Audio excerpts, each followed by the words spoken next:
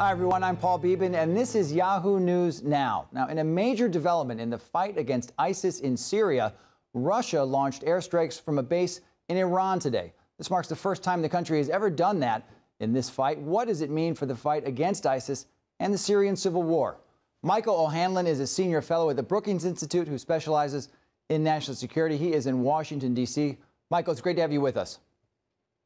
Nice to be with you today. So, Michael, tell us, how big of a deal is this that Russia is using this base in Iran? It's pretty interesting, you know, in terms of sort of geostrategy and global, deployments of forces. If you imagine this as a complex competition that Vladimir Putin's sort of enjoying having with us in the United States in regard to Middle Eastern influence and power, it's a big deal for him to operate out of Iran.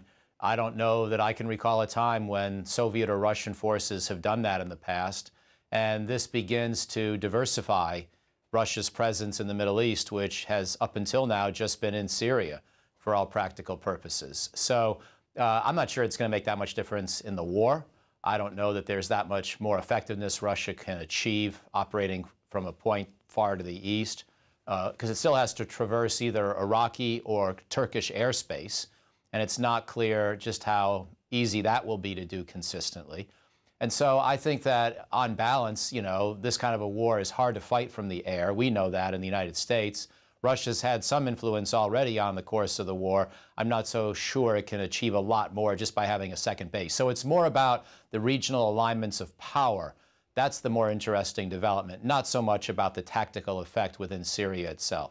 So if it isn't about a tactical advantage, I mean, why now then? These, Iran and Russia have been allies for a long time. I mean, Russian President Vladimir Putin, he just met with Iranian President Hassan Rouhani last week. So why is this happening now?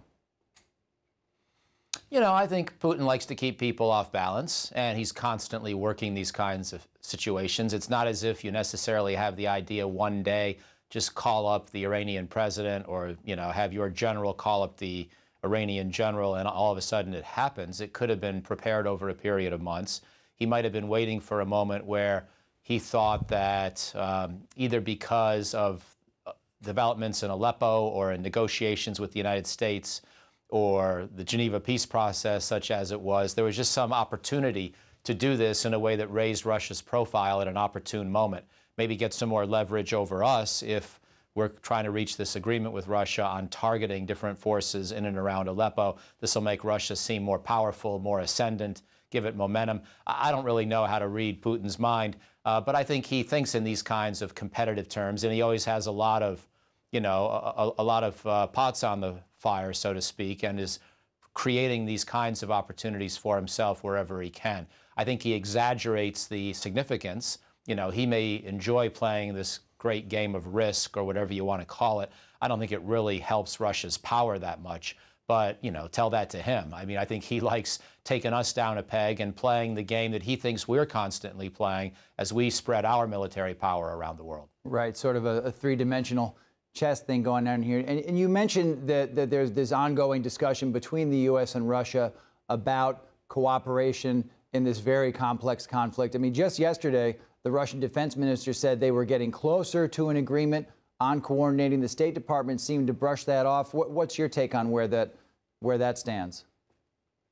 Well, I'm very skeptical this can work because structurally speaking, if we start providing intelligence or cooperating in any other way on attacking certain elements of the opposition, we're really just helping President Assad. Now, sure, if there were a group called the al-Qaeda affiliate, al-Nusra, as it used to be named in Syria, and we could just go after that, and everybody knew where they were and who they were, and there was no ambiguity about that, maybe we could cooperate. But more often than not, that group is collaborating with other groups, some of which we like and support.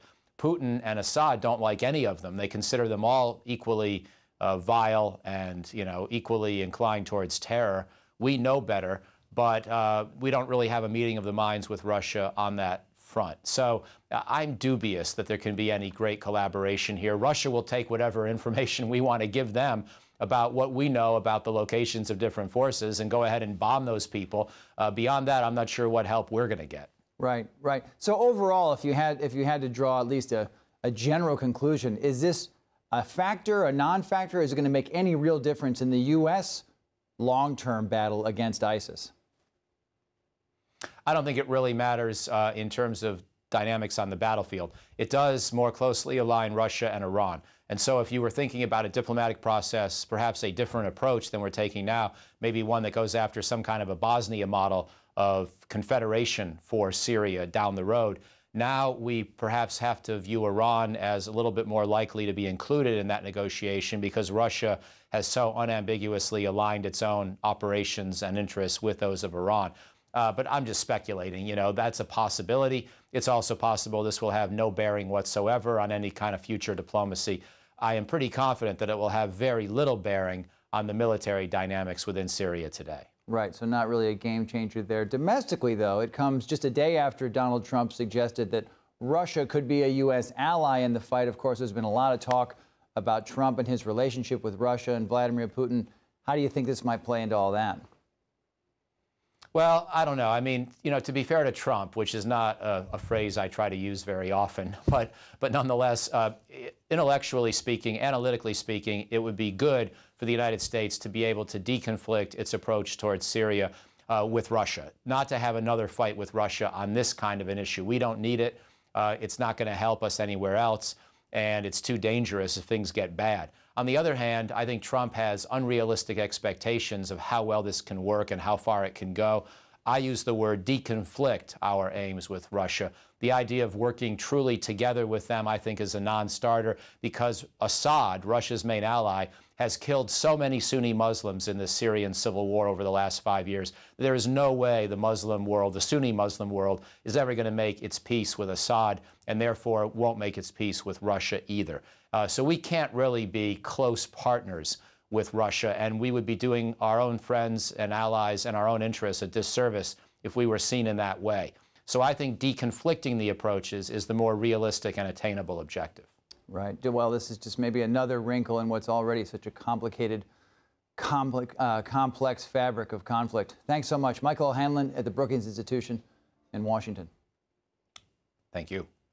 And we always look forward to hearing what you have to say. You can follow Yahoo News and me, Paul Beban, on Twitter, and use hashtag Yahoo Now to let us know what you think about that or everything else you just heard. Thanks for watching.